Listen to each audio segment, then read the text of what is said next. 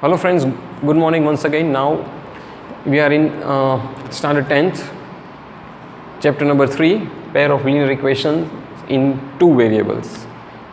This is new chapter, students, very important chapter from board's point of view. They are asking about 6 mark questions in the board. So you have to be very careful in understanding this chapter. Please see this video carefully, observe it properly, solve your doubts through these groups and clear each and every point minutely. Today I am presenting the introduction part of this video.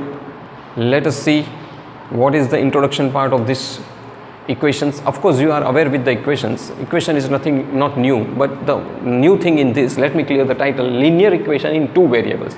Up till now you have studied about the equations but dealing with the single variable only. अब तक जितने भी आपने पढ़ाई की है 9th तक, वहाँ पे आपने इक्वेशन सॉल्व किए हैं, लेकिन सिर्फ एक ही इक्वेशन को लेकर. हाँ, 9th में एक छोटा सा कॉन्सेप्ट ज़रूर आया था जिसमें आपने दो वेरिएबल का यूज़ किया था. यहाँ तो एक पूरा चैप्टर है जहाँ पे आपको लीनियर इक्वेशन है, मतलब power not more than one variable को, और पैर है. तो आपको जब भी सॉल्व करो इस इक्वेशंस को, you have to use two variables. आपको दो वेरिएबल्स का ही उपयोग करना है, ये आपका दिमाग में होना चाहिए. ठीक है. अब let us start with the introduction part.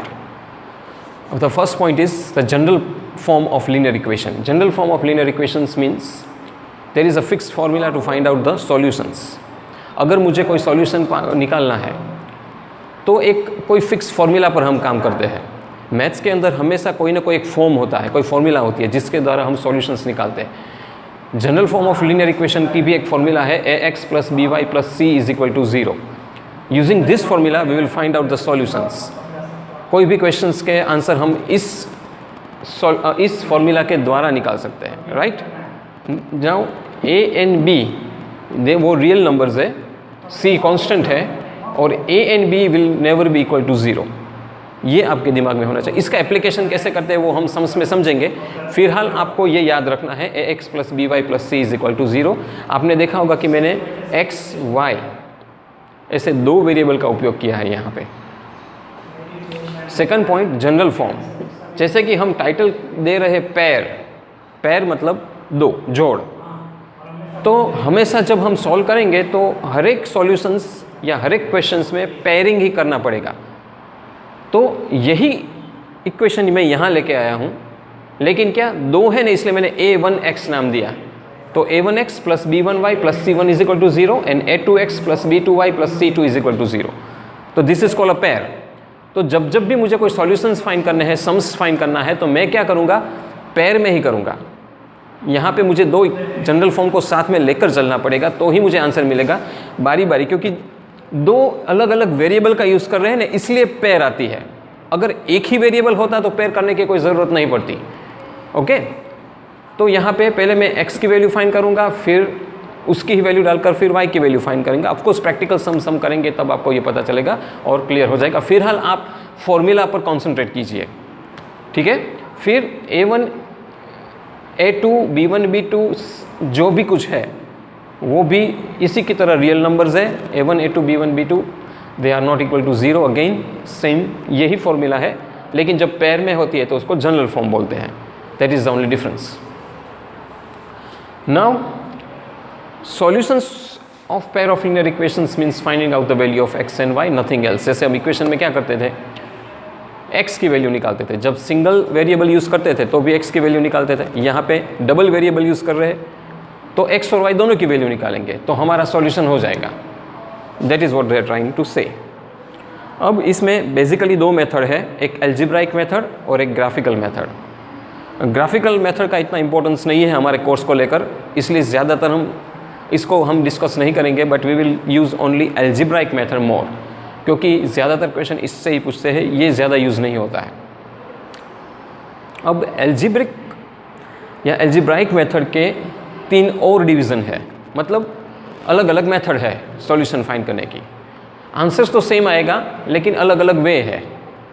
Substitution method है, एक एलिमिनेशन मेथड है और एक क्रॉस मल्टीप्लिकेशन मेथड. ये 3 मेन मेथड्स है.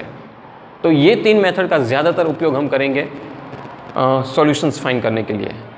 इसके अलावा भी कुछ एक दो मेथड है जो हम एक्सरसाइज करते वक्त आपको समझाऊंगा। रिड्यूसिंग टू द लोवेस्ट ऐसी एक मेथड है जो ज़्यादा इम्पोर्टेंट नहीं है, लेकिन ये 3 मेथड पर ज़्यादा जोर देते हैं बोर्ड में, इसलिए इसका जिक्र मैंने यहाँ किया है।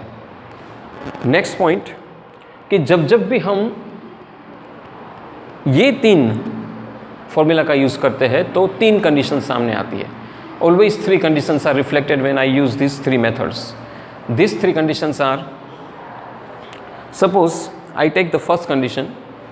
यहाँ पे जो मैंने A1 A2 B1 B2 जो भी यूज़ किया है ये वो फॉर्मूला वाला A1 A2 B1 B2 ही है, इसलिए कंफ्यूज मत होना कि सर A1 A2 B2 क्या है, ये मैं आपको क्लियर कर दूँ। तो फर्स्ट कंडीशन में A1/A2 is not equal to B1/B2, then system is consistent और इसको यूनिक सॉल्यूशन होता है। इसका जब मैं ग्राफिकली रिप्रेजेंटेशन करूँगा तो ग्राफ में x और y एक्सिस एक जगह पर क्रॉस हो जाएंगे। ये आपकी टेक्स्ट बुक में भी दिया है, आप ज़रा देख लेना इंट्रो पार्ट में। दैट मीन्स कि सिर्फ और सिर्फ एक ही सॉल्यूशन है। एक ही सॉल्यूशन का होना मतलब कि x और y की कोई फिक्स वैल्यू हम निकाल सकते हैं। That is called a unique solution. Graphically उसको कंसिस्टेंट कहते हैं, एल्जिब्राइक में हम यूनिक सॉल्यूशन ऐसा नाम देकर कहते हैं। तो ये आपको क्लियर होगा। ऑफ कोर्स इसके ऊपर जब मैं प्रैक्टिकल सम्स कराऊंगा उस टाइम मैं इसका जिक्र बाद में करूंगा कि कैसे ये यूनिक हुआ। ओके, कैसे ये यूनिक हुआ। तो फिलहाल आपको याद रखना है, ये आप बाय हार्ट कर लेना कि A1/A2 is not equal to B1/B2। तो सिस्टम को हम कंसिस्टेंट कहेंगे या यूनिक सॉल्यूशन वाला भी कह सकते हैं। कंसिस्टेंट का मतलब यूनिक सॉल्यूशन। सपोज मैं कोई x और y लेकर कोई मैंने प्रॉब्लम सम बनाया, तो इसमें मानो कि मुझे कोई चीज़ की कॉस्ट निकालनी है और मुझे x और y की वैल्यू मिल गई, मुझे चीज़ की कॉस्ट मिल गई, तो इसका मतलब ये है कि वो कॉस्ट तो फिक्स है ना। जैसे कि मैं बाज़ार में कोई पेंसिल लेने जाऊँ तो पेंसिल की मुझे कीमत तो कोई फिक्स मिलेगी ना, कि भाई नटराज की पेंसिल है तो वो 3 रुपये की ही है, डॉम्स की पेंसिल है तो वो 5 रुपये की है। इस तरह इसको इसलिए यूनिक सॉल्यूशन कहते हैं। सेकंड में if A1/A2 is equal to B1/B2 but not equal to C1/C2, तो इसको इनकंसिस्टेंट कहते हैं। That means no solutions. यहाँ पे क्या x और y की जो वैल्यूज़ है वो फ्लक्चुएट होती रहती है। जैसे कि कुछ चीज़ ऐसी होती है, जैसे मैंने कहा कि वेजिटेबल्स या फ्रूट्स के दाम होते हैं तो वो थोड़े थोड़े दिन में चेंज होते रहते हैं, राइट। और कभी कभी तो ऐसा भी होता है कि जैसे कि आप बल्क में कुछ लो तो दाम कुछ और लगता है, अगर आप कम वो चीज़ लो तो दाम कम लगता है। दैट मीन्स के नो सॉल्यूशन इनकंसिस्टेंट है। आप दाम x और y की कोई फिक्स वैल्यू नहीं ले सकते। That is why it is called inconsistent and having no solutions. इसका जो ग्राफ बनेगा वो x और y जो रेज बनेगी उसमें वो एकदम पैरेलल बनेगी। पैरेलल है मतलब समझ लेना इनकंसिस्टेंट है और नो सॉल्यूशंस वाला है। तीसरा है A1/A2 is equal to B1/B2 is equal to C1/C2। अगर ऐसी कंडीशन है तो इसको डिपेंडेंट एंड कंसिस्टेंट कहते हैं। That means it has infinitely many solutions. मतलब x एंड y की बहुत सारी वैल्यूज़ हम निकाल सकते हैं, इसलिए उसको डिपेंडेंट एंड कंसिस्टेंट कहते हैं या इनफाइनाइटली मैनी सॉल्यूशंस कहते हैं। इसका जो आप ग्राफ यूज़ करेंगे तो एक सिंगल लाइन का ग्राफ मिलेगा, लेकिन वो सिंगल लाइन में x के ऊपर y है, ओवरलैपिंग है।